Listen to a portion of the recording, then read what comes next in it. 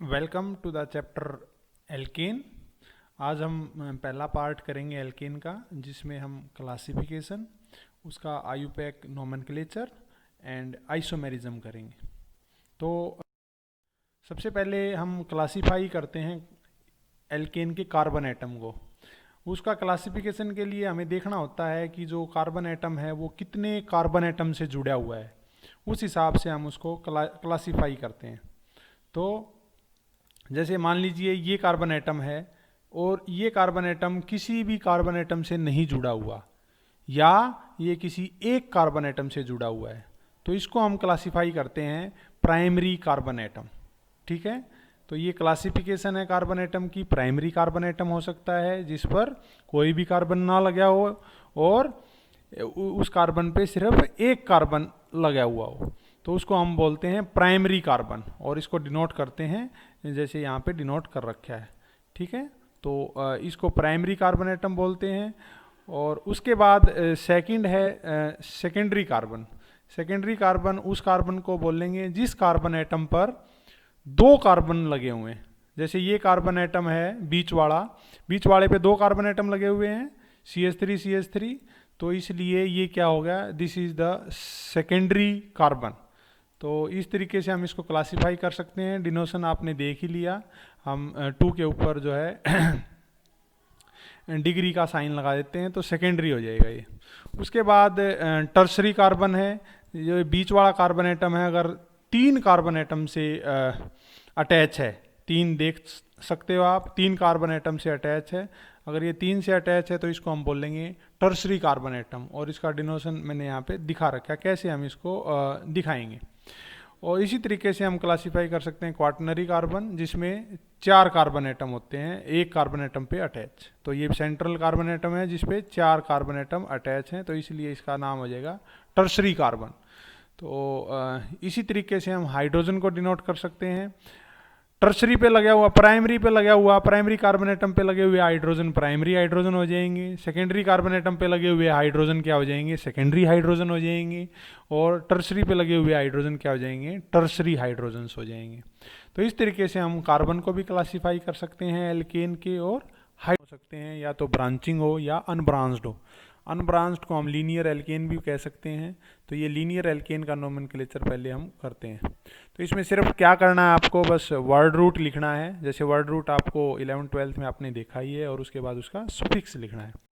Alkene के case में suffix आएगा एन, और वर्ड रूट आपको पता ही है, पहले कार्बन एटम को मैथ बोलते हैं, दूसरे को एथ, और फिर prop, but, pent, hex, hept, oct, non and dec. तो जैसे जैसे कार्बन एटम बढ़ता जाएगा इसका वर्ड रूट चेंज होता जाएगा, बट इसका सुफिक्स जो है वो एन ही रहेगा। एक कार्बन एटम है तो मीथेन बोलेंगे, 2 कार्बन एटम है तो इथेन बोलेंगे, 3 कार्बन एटम है तो प्रोपेन बोलेंगे, 4 कार्बन एटम है तो butane, 5 pentane, 6 hexane, 7 heptane, 8 octane, 9 नोनेन और 10 डेकेन। तो इस तरीके से आप इसको कर सकते हो। रूल्स, अब ब्रांच एल्केन की बात करते हैं। ब्रांच्ड एल्केन में आपको मैं रूल बता देता हूँ, ब्रांच एल्केन का नोमेनक्लेचर आप कैसे करोगे। उसके नोमेनक्लेचर के लिए आपको क्या करना है, पहला रूल है, सबसे पहले तो हमें नंबरिंग देनी है। नंबरिंग का करेक्ट जो तरीका है वो क्या है कि जहाँ भी कोई सब्स्टिट्यूएंट लगा हुआ है, सब्स्टिट्यूएंट हम उसको बोलते हैं जो कोई हाइड्रोजन को सब्स्टिट्यूट करके कोई ग्रुप लग जाए। तो यहाँ पे जैसे CH3 लगा हुआ है, दिस इज द सब्स्टिट्यूएंट। ठीक है, तो एल्काइल है ये, तो एल्काइल सब्स्टिट्यूएंट है ये। तो जो सब्स्टिट्यूएंट है उसको लोवेस्ट नंबर हमें देना है। तो सब्स्टिट्यूएंट आपने यहाँ पे देख लिया, CH3 इज द सब्स्टिट्यूएंट। तो इसका नंबरिंग लोवेस्ट नंबर जाना चाहिए CH3 को। तो जो ये पहले वाला करेक्ट स्ट्रक्चर है, इसमें आप देख सकते हो सब्स्टिट्यूएंट को नंबर मिल रहा है 2।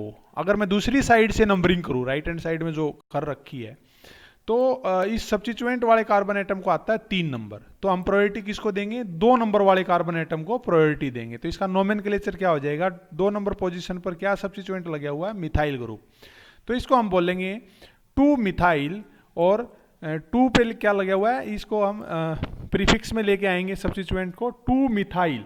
और आपको ध्यान रखना है, जब भी आप कोई 2 लिखोगे, ठीक है, 2 मिथाइल, और जब भी कोई अल्फ़ाबेट लिखोगे और जब भी कोई डिजिट लिखोगे तो उसके बीच में हाइफन आएगा, ठीक है। तो 2 मिथाइल ब्यूटेन, क्योंकि 4 कार्बन एटम का है तो उसका वर्ड रूट होगा ब्यूट, और एन आपको पता ही एल्केन है तो butane, 2 methyl butane. This is the correct nomenclature of this alkane, branched alkane. Branch है क्योंकि CH3 लगा हुआ, अगर इस पे CH3 ना लगा होता तो ये लीनियर होता। और ये जो दूसरा तरीका, ये इनकोरेक्ट वे है, हम सब्स्टिट्यूएंट को लोवेस्ट नंबर देंगे। दूसरा रूल है, अगर एक से ज्यादा सब्स्टिट्यूएंट लगे हुए हैं तो lowest set of locant rule हमें फॉलो करना है, ठीक है। तो कैसे, मान लीजिए हमारे पास 2 सब्स्टिट्यूएंट लगे हुए हैं, एक इधर भी लगा हुआ है, इधर भी लगा हुआ है, तो लोवेस्ट सबसे पहले किस पे आएंगे हम, वो हमें देखना है। तो मान लीजिए यहाँ पर 2 है, CH3 लगे हुए हैं, तो इसको नंबरिंग यहाँ से दें तो 1 2, 2 नंबर पर 2 CH3 लगे हुए हैं, और इधर से देंगे तो 3 नंबर पर लगा हुआ है इथाइल। तो ये 3 वाला ये करेक्ट नहीं है, इनकोरेक्ट है। तो करेक्ट कौन सा हुआ, 2 नंबर वाला। तो लोवेस्ट नंबर पे जहाँ पे नंबरिंग सब्स्टिट्यूएंट लगना स्टार्ट हो जाएगा, उसी साइड से, उसी एंड से चेन को हमें नंबरिंग देनी है, ठीक है। पेरेंट चेन को नंबरिंग देनी है। तो नंबरिंग आप दे दोगे 6 है तो उसको लिखेंगे हेग्स, और आपको पता है ये ए नहीं है, एल्केन है, हेक्जेन।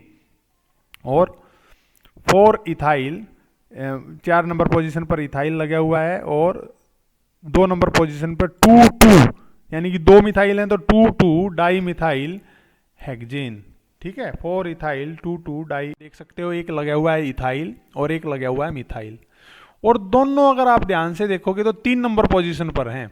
यहां से देखूं तो 3 नंबर पर है, अगर मैं यहां से नंबरिंग स्टार्ट करूं तो कितने नंबर पर है, 1 2 एंड 3। अब किसको प्रायोरिटी देनी है, अब प्रायोरिटी हमें उसको देनी है जो अल्फाबेटिकली, जो ग्रुप का नाम अल्फाबेटिकली पहले आता है, ठीक है। तो जैसे ये है मिथाइल, ये M से स्टार्ट होता है, और ये है इथाइल, ये E से स्टार्ट होता है। दोनों सेम पोजीशन पर है, अगर उधर से नंबरिंग करूंगा तो भी 3 नंबर पे आएगा, अगर दूसरी साइड से करूंगा तो 3 नंबर पे ही सब्स्टिट्यूएंट लगा हुआ है। बट अब किसको देना है, जो अल्फाबेटिकली, जिसका नाम का पहला अक्षर पहले आएगा अल्फाबेटिकली, तो इथाइल वाले को प्रायोरिटी मिलेगी, तो नंबरिंग उधर से ही होगी, तो इथाइल वाली साइड से। तो क्या लिखेंगे इसको, 3 पोजीशन पर क्या लगा हुआ है, 3 इथाइल 6 मिथाइल ऑक्टेन, क्योंकि 8 का है तो ऑक्ट लिखेंगे, और एल्केन है तो ऑक्टेन। ऐसे नहीं करेंगे इसको कि हम इसको लिखें 3 मिथाइल 6 इथाइल, ऐसा नहीं करेंगे, क्योंकि ई पहले आता है अल्फाबेट में। तो ये भी एक रूल है इसके नोमेनक्लेचर का। चौथा रूल है, अगर मान लीजिए कोई ग्रुप अटैच है और वो पेरेंट चेन पे अटैच जो है वो ब्रांच्ड है खुद ही, तो जैसे यहाँ पे आप देख सकते हो ये ब्रांच्ड है, ये लीनियर नहीं है, जो ग्रुप लगा हुआ है, जो सब्स्टिट्यूएंट लगा हुआ है वो खुद ब्रांच्ड है। तो उस केस में हम क्या करेंगे, उस ग्रुप को हम ब्रैकेट में लिखते हैं, ठीक है। उसको ब्रैकेट में लिखेंगे, और फिर से आपको क्या करना है, बस इस साइड से नोमेनक्लेचर शुरू करेंगे, नंबरिंग शुरू करेंगे राइट हैंड साइड से, क्योंकि 3 नंबर पे क्या लगा हुआ है, आपका इथाइल ग्रुप लगा हुआ है। तो इसको क्या लिखेंगे, 3 इथाइल, 5 पोजीशन पर क्या लगा हुआ, 5 वाली पोजीशन पर ब्रांच्ड है तो ब्रैकेट में लिखा जाएगा, ये आपको ध्यान रखना है, ठीक है।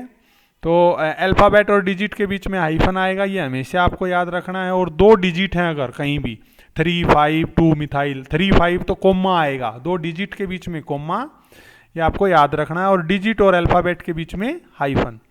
तो 5 पोजीशन पर क्या लगी हुई है, चेन लगी हुई है, तो उसको ब्रैकेट में लेके आना है। ब्रैकेट में ले आकर के 2 नंबर पोजीशन पर क्या लगा हुआ है, इसकी 1 2 3 3 कार्बन एटम का है, तो प्रोपाइल हो गया। ये तो कहीं लगा हुआ है ना सब्स्टिट्यूएंट, तो इसको प्रोपेन नहीं लिखना है अंदर, इसको प्रोपाइल ही लिखना है, प्रोपाइल, यानी कि कहीं ना कहीं अटैच है।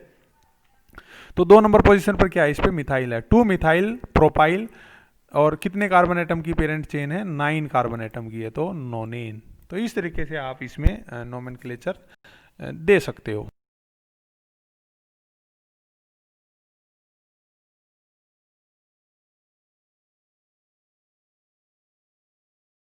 तो हमें वो वाली चेन लेनी है जिसमें large number of side chains हो।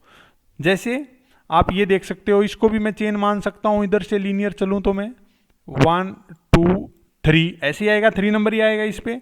और नीचे से भी मैं स्टार्ट कर सकता हूँ। अब मुझे कौन सी स्टार्ट करनी है ये डिसाइड करेगा कि किस पे, कौन सी चेन पे ज़्यादा सब्स्टिट्यूएंट लगे हुए हैं। तो आप जो मैंने सेलेक्ट कर रखी है, जिस पे नंबरिंग दे रखी है, उस पे सब्स्टिट्यूएंट देख सकते हो। इस पे लगे हुए 1 और ये इथाइल वाला 2 और then methyl and then ethyl, 4 substituent लगे हुए हैं। और अगर मैं इसको मान के चलूँ, नीचे जो दिखा रखा है 1 नंबर, इसको मान के चलूँ, इसको पेरेंट चेन, क्योंकि दोनों में 8 ही कार्बन एटम है चेन में, तो कितने सब्स्टिट्यूएंट हो गए? 1 2 और 3 ही हुए। तो यानी कि हमें वो वाली चेन लेनी है जिसमें ज़्यादा से ज़्यादा सब्स्टिट्यूएंट लगे हों। सब्स्टिट्यूएंट समझ गए ना? हाइड्रोजन से हटके जो भी ग्रुप लगेगा उसको सब्स्टिट्यूएंट बोलते हैं। ठीक है, तो 4 साइड चेन है ऊपर वाले में, तो ये करेक्ट पेरेंट चेन सेलेक्ट करने का तरीका है, ना कि दूसरा।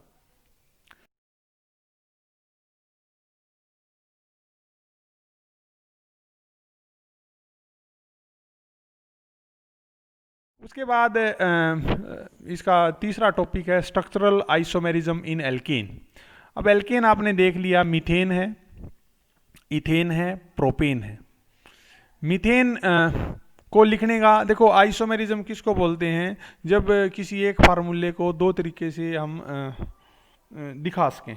ठीक है, तो उसको हम बोलेंगे, जैसे जिनका सेम मोलिकुलर वेट हो, डिफरेंट स्ट्रक्चरल फार्मूला हो, तो उनको हम बोलते हैं सेम केमिकल फार्मूला हो, डिफरेंट स्ट्रक्चरल फार्मूला हो, तो उनको बोलते हैं आइसोमर्स।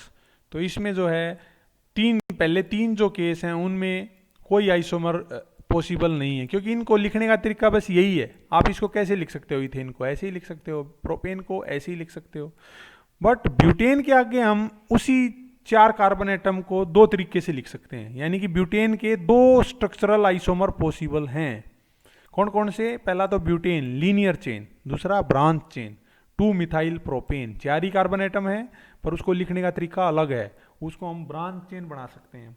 इसी तरीके से अगर हम पेंटेन लें तो पेंटेन को भी लिखने का अलग तरीका है। और पेंटेन में मान लीजिए अगर हम इसको लीनियर लिखेंगे तो उसको हम पेंटेन बोल लेंगे। इन्हीं में हम ब्रांचिंग भी कर सकते हैं। तो कैसे?